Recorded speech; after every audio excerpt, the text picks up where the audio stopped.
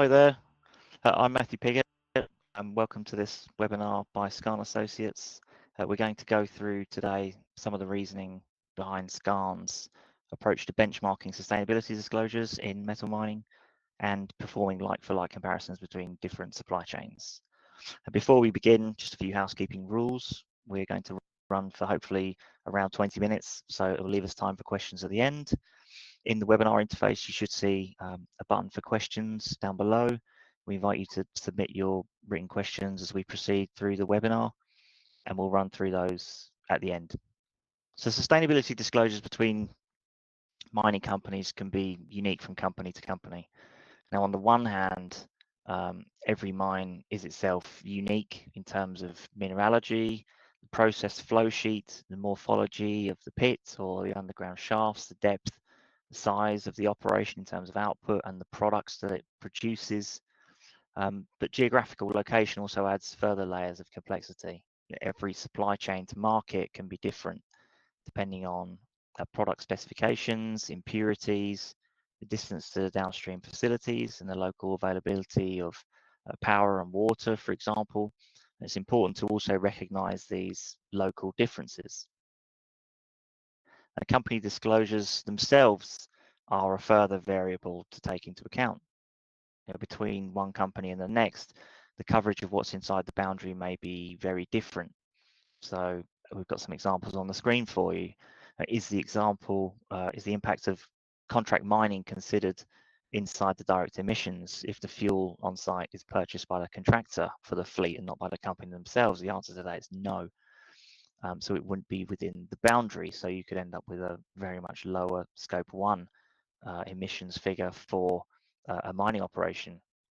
Does the company operate just mines? Do they have transport divisions related to the mining operations or other functions of their business that are not being included in the mining operations themselves but are reported at the company level?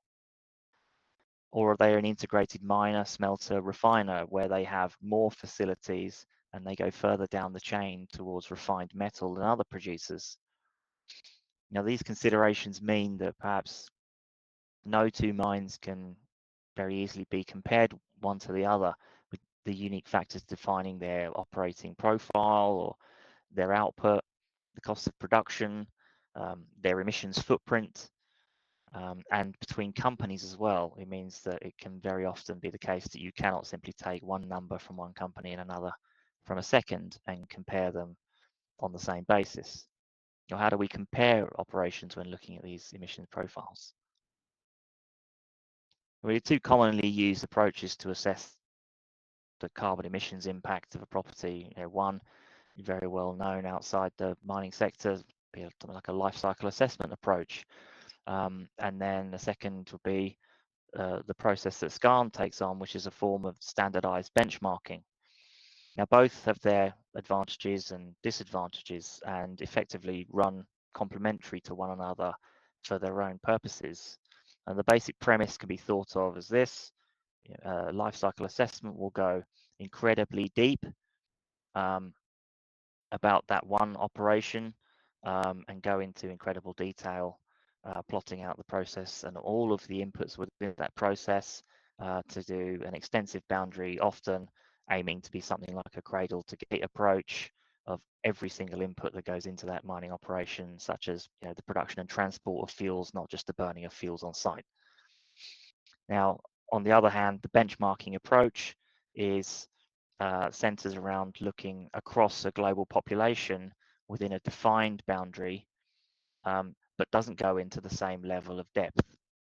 Now, with an LCA type approach, you're looking in detail at one company or one facility to producing one product of theirs, for example, within an LCA.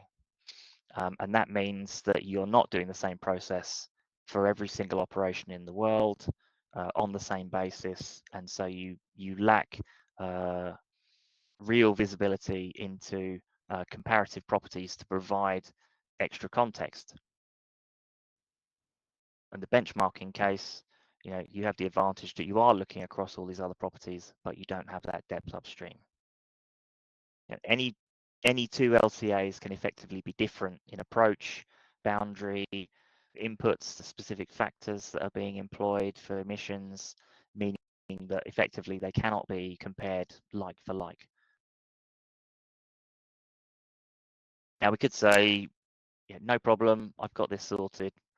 For example, academia have done some very good work on the emissions intensity of copper, and I could just plug their numbers into my supply chain assessment. And after all, that's science, it's peer reviewed, it must have data behind it. Now, the problem that we often find with that approach, and this can be embedded into other endeavors indirectly, is that there are two main kind of flaws with that approach. One is the depth of the granularity of the data, and one is the timeliness of the data, how up to date that data is. Now, many academics work with out-of-date data sets, or they have to work on their own with constrained funding, and so they cannot harvest large quantities of information up to the latest quarter or the latest financial year, for example. But the trouble with that is that within the mining industry and decarbonisation efforts across companies, action takes place on a faster time scale than that. So from one year to the next, you'll see big changes in the emissions intensity of a single asset, for example. Now on the screen, I've got an example of a South American copper mine in Chile. It's plotted on the global emissions curve. This is what we call our E1 curve. That's all emissions from ore coming out of the ground through to refined LME metal being produced.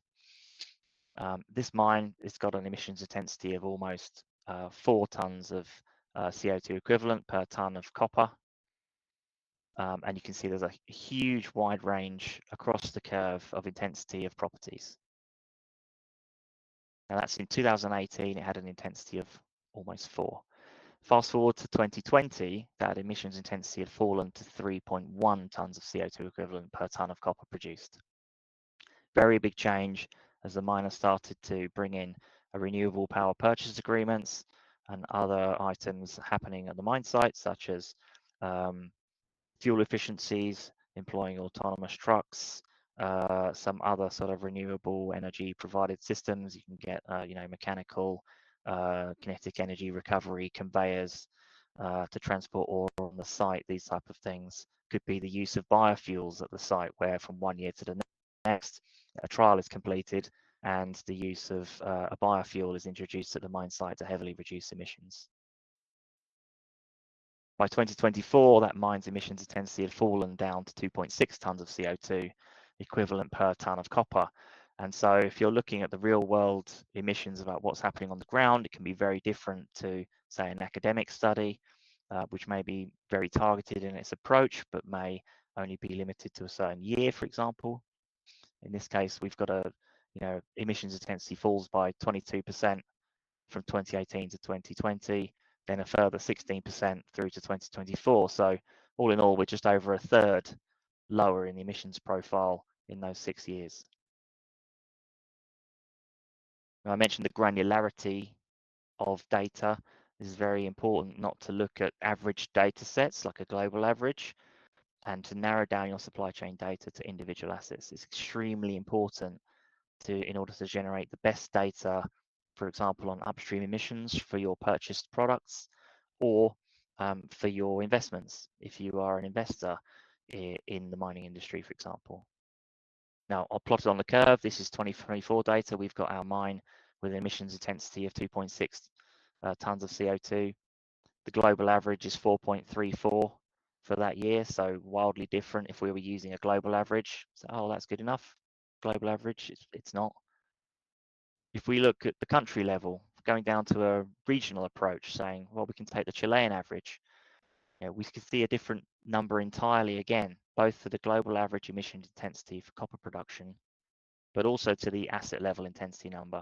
So the average for Chile in that year, 3.17 versus the global average of 4.34, different again to the asset level number of 2.6.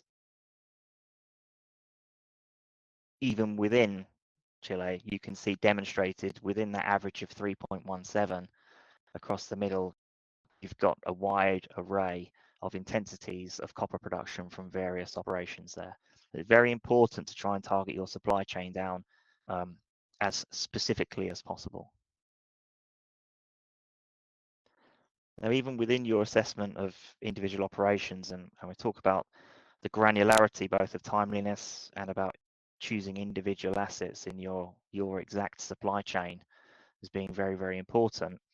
In order to work out what those intensities are for copper production, you need to have the same level of granularity in the inputs. So, for example, looking at grid emission factors for the copper industry, here we've got plotted a heat map on screen of the realized emission factor for copper producers. And for example, operators which employ power purchase agreements for certificated renewable energy, they'll be able to rapidly reduce their emissions. In our Chilean mine example, this is one of the key drivers of reductions in emissions at that asset. And our work in our recent Skarn decarbonisation quarterly showed that in 2024, we calculated Chilean miners in aggregate had reduced their emissions by almost 3.6 million tonnes of CO2 equivalent versus what they would have been had these kind of renewable energy certificates not been employed.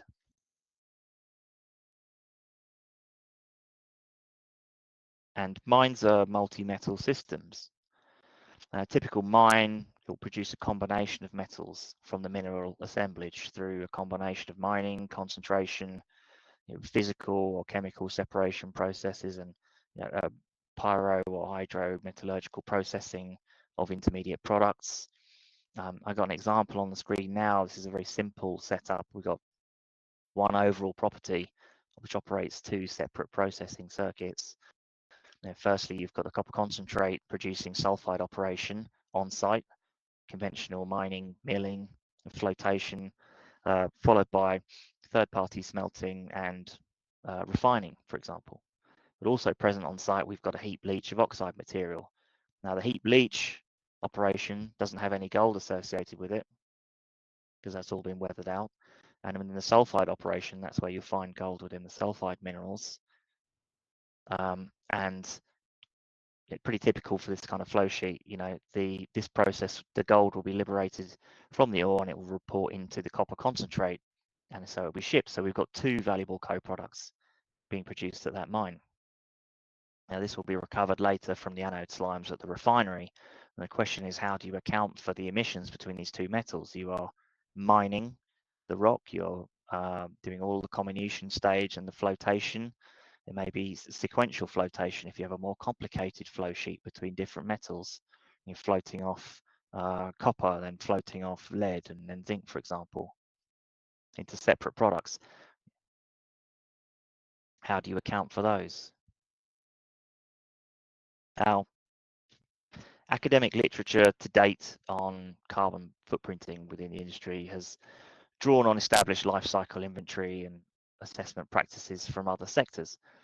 And an important milestone for the industry came in 2016, a paper published by Centero and Hendry. It was funded by the International Copper Association.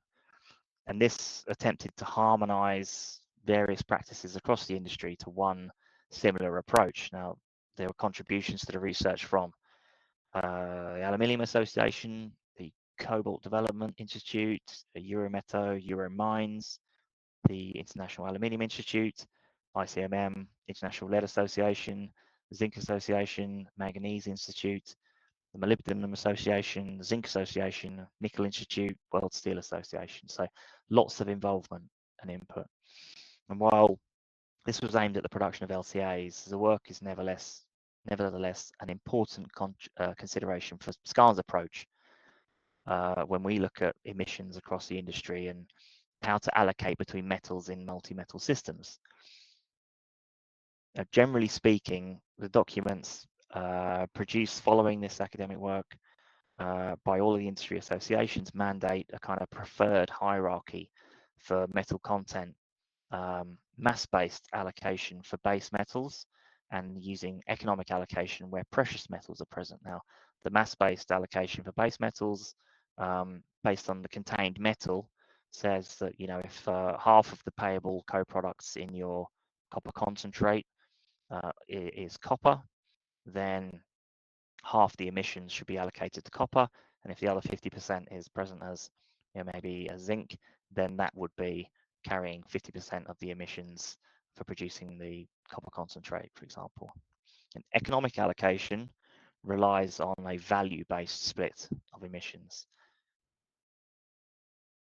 Now, there's further work was done by Ardente and Salura, if I pronounced that correctly. They did some earlier work that compared economic allocation with other methods, and they've said that there's no one best method of allocation, and that economic allocation should not always be considered as a last resort. And in particular, they highlighted when the prices of the co-products that were present in a system where they differ widely, economic allocation methods should be more firmly considered. And this principle was incorporated into the 2016 work of Santera and Hendry, and they used a guideline figure of 25%, which was suggested that when you look at the price differentials between the co-products in order to determine if there's a significant price difference between the mined co-products, that 25% figure was itself derived from a European standard, EN 15804, from the construction industry. And if you look at the main list of co-occurrences of metals globally within our database of all the major metals, we've highlighted in the matrix on the screen in green the only metal price pairs that fall consistently within the 25% price differential range. So would therefore qualify in this approach of being accounted for using a mass-based allocation method. Now, it's of note that these are lead and zinc.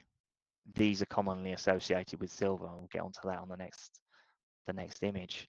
The price differential between lead or zinc and silver, which is often found with them, is far higher than the 25% difference. You'll see it on the screen colored there in red.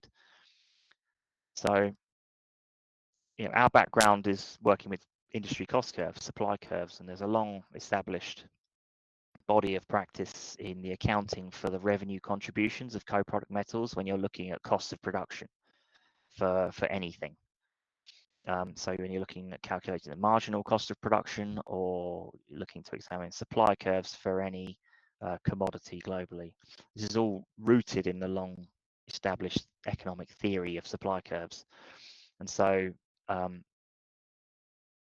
in that kind of an approach, you would always use an economic basis to account for the valuable co-products in such a split, because the primary driver for, in this case, a mine to exist is the revenue derived from its co-products. It's not the quantity of the co-products, but they are extremely sensitive to the revenue generated. And if one of those co-products falls in price, then that could be sufficient enough to lower the revenue to below the average price of maybe the main commodity you might consider yourself to be interested in. And then your mine might be at risk of being uneconomic and therefore will go offline. So the primary driver has always been revenue. So we take the same approach when looking at the emissions for properties, because the prime reason for that property, that mine to exist, the prime reason for its economic activity is the revenue-based relationship between the metals within. Most major traded metals are part of these multi-metal systems at each asset. Not all. You might find some operations that produce simply lead and zinc, or some that just simply recover a copper with no other payable metals in the concentrate. But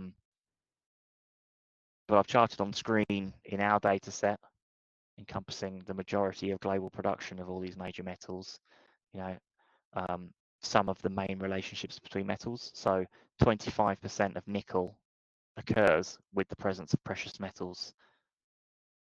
So we should be treating that using economic allocation anyway, and 75% without. But the question is, if you're looking at comparing across the industry at which properties are producing the most low carbon nickel, are you going to treat 25% of the population one way and 75% of them another way because you have an arbitrary rule related to whether or not there's a precious metal involved?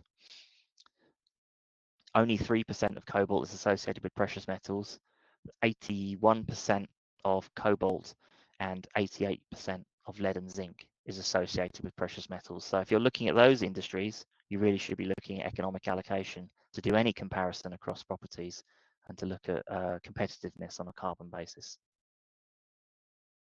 And within the other metal pairs, we can look at copper and cobalt and nickel cobalt deposits. You see 77% of cobalt comes from the copper cobalt industry. 23% comes from the nickel cobalt industry. Between those price pairs, neither of those have a price differential that fell into the green zone on that previous chart that I showed you. And the same with nickel output. 49% of nickel is associated with copper.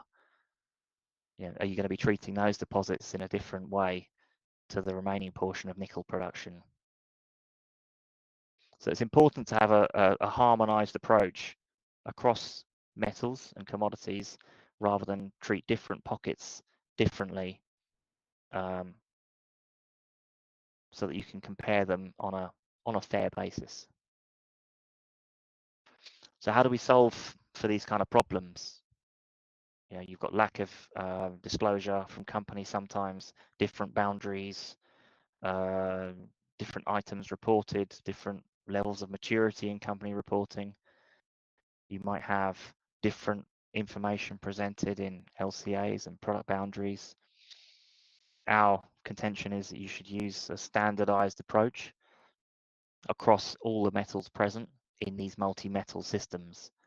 And if you work through the network, if you're going to treat copper in one way, then you need to be treating gold in the same way, then you need to be treating lead zinc in the same way, then you need to be treating silver in the same way, and so on. It propagates through your approach to the industry. Next, you have the standardization of the boundary that you use. Here on screen, we show Skarn's system boundary that we work with. And that's due to the opacity of data on all of the upstream from the mine. So essentially, we include all the direct and indirect fuel uses at the mine, concentrator if present, smelter, refinery if present.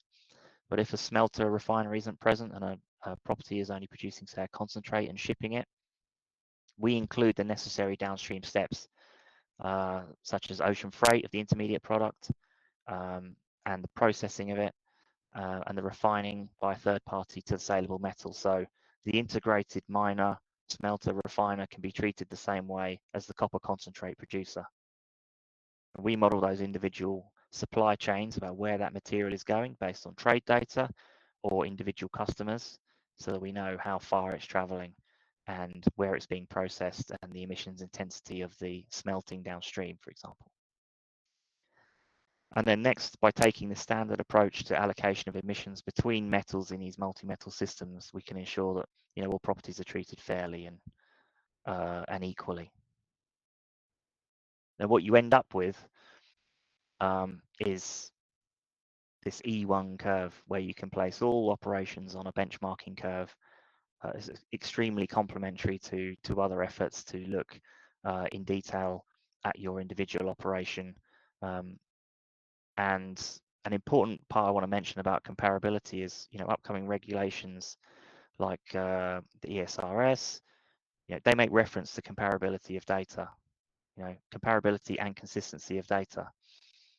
So, for example, it says a point of reference for your comparison in Annex 1 of ESRS. It says a point of reference can be a target baseline, an industry benchmark, comparable information from other undertakings, other companies, or from an internationally recognized organization, etc.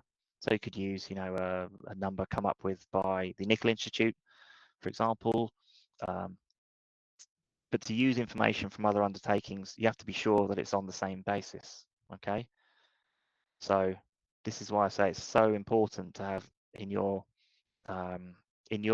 time looking at numbers across the industry to see what you can say to your stakeholders, the ideas of comparability, timeliness, treating operations equally between metals and parts of the value chain with granular data on your supply chains to get the best accuracy. It's incredibly important to generate the right kind of answers. And so with that, we're going to turn to some of the Q&A. So Michael, I'll hand over to my colleague Michael, and he'll run us through some of the questions that have come in. Thanks very much, Matthew. Yeah, we've had a few questions come in. One is, are you familiar with any publicly available industry average LCA or EPD for copper cathode or company-specific EPD for the copper cathode?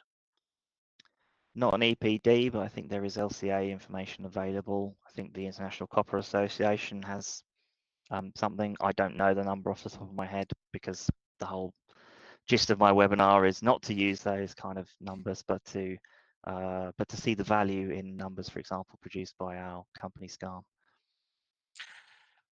Cheers. With the company reporting that's available, if you can just get what you need from the company reporting, what makes this approach any different to publicly available information?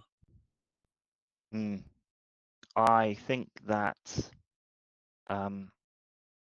publicly available information is incomplete. That's the start point. So if you are looking across, say, the copper industry, there'll be plenty of companies that are not disclosing, and those that do, it can be highly variable. So we haven't talked about it much on this webinar, but a large part of the work that we do is to fill in the blanks, not by estimating or benchmarking, but by calculating up numbers based on the technical reporting that is available. So a company themselves may not have reported an asset level number for emissions for, say, scope 1 and scope 2, but we can look at their numbers that are reported. So we look at all of the metal production, we know how much ore is being processed, we know the grades, we may get some information on energy use. We can go to the technical reports and figure out how much electricity is being used per ton of ore.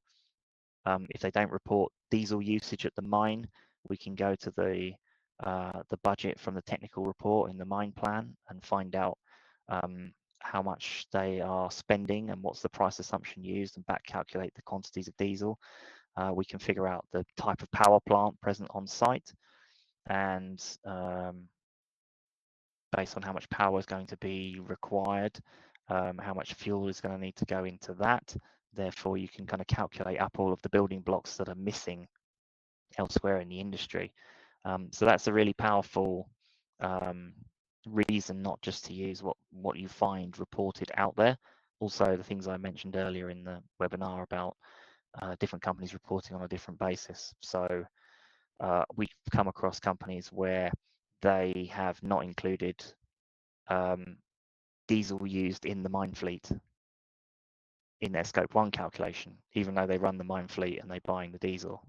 And the reason for that is they haven't got to that stage of maturity yet in their reporting.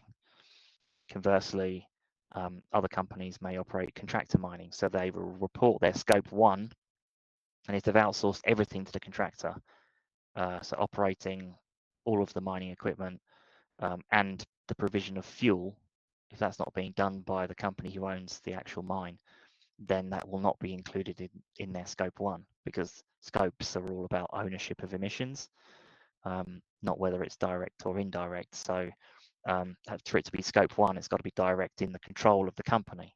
Their direct emissions, the emissions happening on the mine site, the fuel is being burnt there, but that company's not reporting it. The company next door is, because they operate their own mine fleet. So we aim to standardize all of that so that the direct emissions from the mining fleet is always included in our number, for example. So we try and correct and take account of all of these reporting differences that we get from reading hundreds and hundreds of company reports and reading all the small print. Great, you actually covered another question there while you were running through that explanation. So another question that's come in, how are the allocation factors chosen as the price of precious metals are in constant evolution? The key thing about the allocation is that I looked at the average prices over much of the past decade, and over that time period, you've got plenty of different price drivers for precious metals than you have for base metals. So you'll hear commodity analysts talking about super cycles and downturns in metals. So you go through this cyclicity of metal pricing, and that's different between precious metals and base metals, and indeed between base metals. Nickel prices are low at the moment, copper prices are not. Different drivers for different metals. But the time period I'm looking across, I'm looking at annual average pricing over those years. It's just over a decade I was looking at. And in none of those years, with any of these drivers happening at different times and cycles coming and going, and over that time period, 11 years, I think covers us being in a downturn and coming out from a downturn into a price upturn. It covers several lithium price downturns. It covers nickel prices being really quite elevated and then shrinking back down. It covers cobalt prices being up in something like, I think it was like $60,000 a ton and then falling way back down again. So at all kind of combinations of prices, I've arrived at the conclusion that they're always more than 25% different between even the base metals versus precious metals. And those, you know, the case for economic allocation has only grown with the furious run up in the gold price that's happened over the last 12 months. Great, thank you. I think we've just run over time, but there's been one question asking if the slides are going to be made available. I think so. I can't guarantee that. I think the recording is going to be made available. So by virtue of the fact that that is going to be made available, that the slides will be available to rewatch. No worries. And there's another couple of questions coming through, but I think, as you said at the start, we will be able to reach out and provide answers to those people separately. Yep. So yeah, we're at about 30 minutes, so I think we'll cut the webinar there. Where questions haven't been answered here, we will get back to you with answers to your questions that we haven't covered here on the webinar. So with that, I'll thank you all for coming. It's been an absolute joy to present to you. Thank you very much for your time today, and we look forward to seeing you on another Skarn webinar.